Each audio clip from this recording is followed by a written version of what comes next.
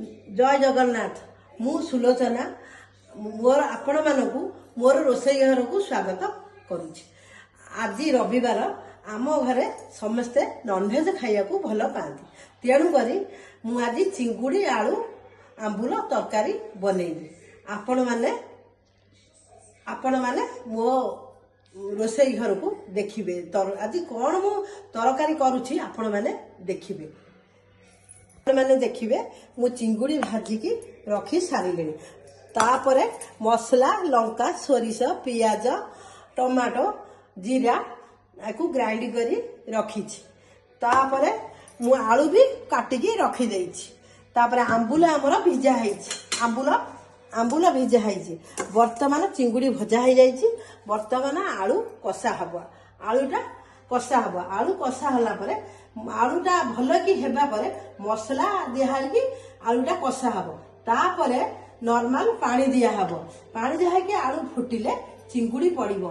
चिंगुड़ी किछि समय परे तरकारी फुटिबा परे हमर आंबुल पड़िबो। आंबुल पड़ी सारिले तापरे धनिया पत्र पकई देई आमे तरकारी तळकु रखिबा, ओल्हेइबा तरकारी। आपण माने देखिबे आजिर चिंगुड़ी तरकारी केमिति मु प्रस्तुत करूछि। वर्तमान मु गैस ऑन करूछि। वर्तमान गैस ऑन कली तापरे आपण माने देखिबे तेल पकईछि ऑलरेडी। तापरे आलू पकईली, आलू पकईबा किछि समय पर हळदी गुंड पड़िबो। लूण एबे पड़िबनी, आलूटा अधिका ताती जीवो, पोड़ी जीवो। लूण पकईले सागे सागे आलूटा पोड़ी जीवो, तेणु करी लूण वर्तमान पड़िबनी। लूण पड़िबो किछि समय पर हळदी गुंड पड़िबो। तापरे किछि समय आलू टिके जरी गले वर्तमान हळदी गुंड पड़िला। आपण माने देखंतु हळदी गुंड पड़िला।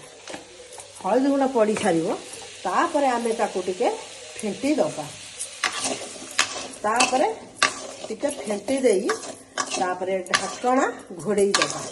आलूटा नरम हो गले, आलूटा नरम हो गले तापरे आमे बाटण लूण पकई बाटण कषेइबा।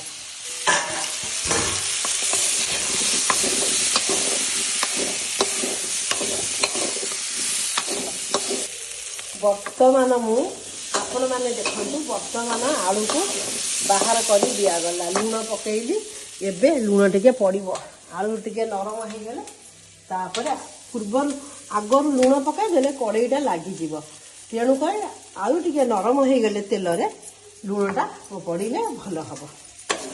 तेणु कर एबे लूणटा पकईली। वर्तमान आलूटा मु कषा मोर आलूटा तेल रे सिझीगला। मु वर्तमान आलू को बाहर करी। आलू बाहर कर सारे नेक्स्ट प्रोसेस आपण मैंने देखिए।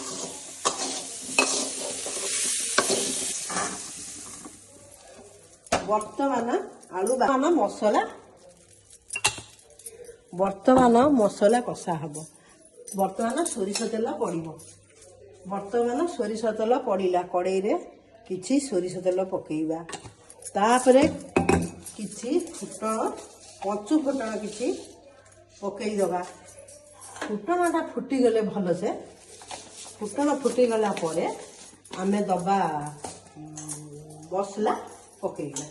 फुटण भल कि फुटी गले तापरे आमे मसला पकईबा।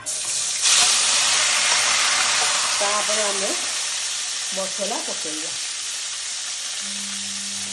मसला पकई भल से मसला को भल से जरेइबा।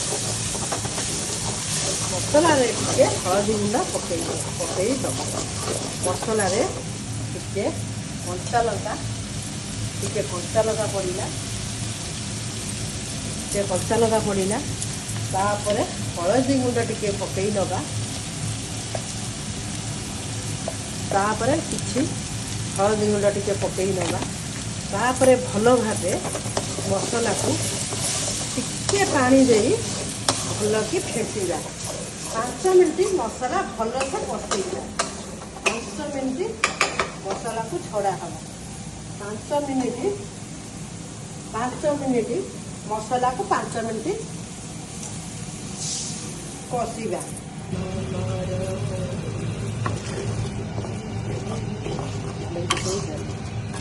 ଆପଣମାନେ ଦେଖନ୍ତୁ ବର୍ତ୍ତମାନ ଆଳୁ କଷା ହେଇଥିଲା, ବାଟଣ ମସଲା କଷା ସରିଲା, ଆଳୁ ଚିଙ୍ଗୁଡ଼ି ମିଶା ହେଇ ପୁଣି ଥରେ ମସଲାରେ ଫେଣ୍ଟା ହେଉଛି। ଭଲ କି ଫେଣ୍ଟା ହେଇଗଲେ ତା ପାଖରେ ଆଉ ଦୁଇଟା ଆମେ ଲୁଣ ନେବା। ବର୍ତ୍ତମାନ ସେଥିରେ ଆଉ ଟିକେ କିଛି ଲୁଣ ନେବା, ଆଉ ଟିକେ କିଛି ଲୁଣ ଆଡ଼ କରିବା।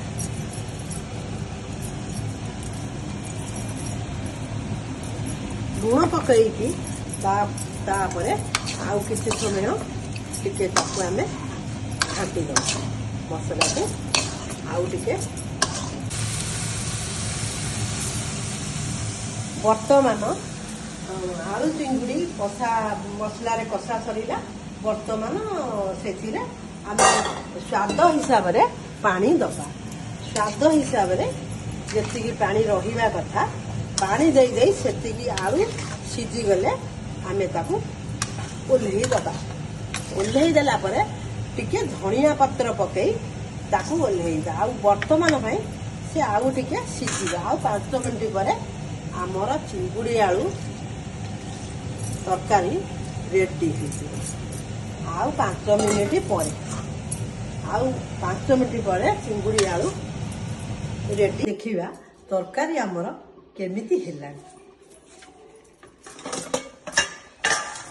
ଦେଖନ୍ତୁ ଆପଣମାନେ ତରକାରୀ ସିଝିବାକୁ ଆସିଗଲା, ଆଳୁ ସିଝିଗଲା। ବର୍ତ୍ତମାନ ଆଳୁ ସିଝିଗଲାଣି।